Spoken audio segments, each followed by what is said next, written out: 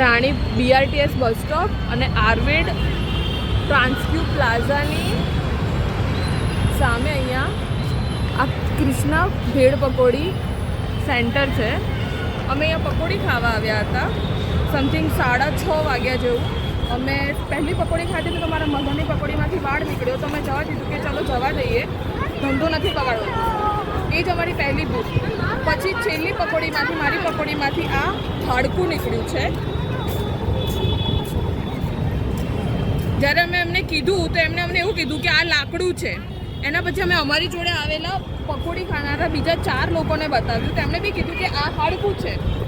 એના પછી જ્યારે અમે એમને કીધું તો એમણે એવું કીધું કે ના લાકડું છે, અમે તમને કાપીને બતાવીએ. આ હાડકું જ્યારે એમણે કાપ્યું તો કપાયું નહીં. એમને ખબર પડી કે આ હાડકું જ છે. તો પછી અમને એવું કહે છે કે અમને માફ કરી દો, અમારાથી ભૂલ થઈ ગઈ. હાડકું ઉડીને આવ્યું હશે પકોડીમાં.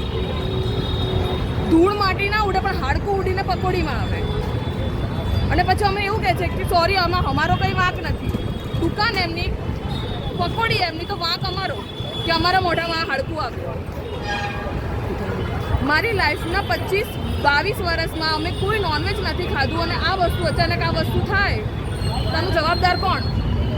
અમે જેટલી બી ફૂડ સેફ્ટી માટેની વેબસાઇટથી બધા પર ફોન કર્યા, કમ્પ્લેન કરી, કશું જ થયું નહીં. અને હવે અત્યારે અમને ખાલી એટલું કહે છે કે સોરી, આમાં અમે કશું જ ના કરી શકીએ.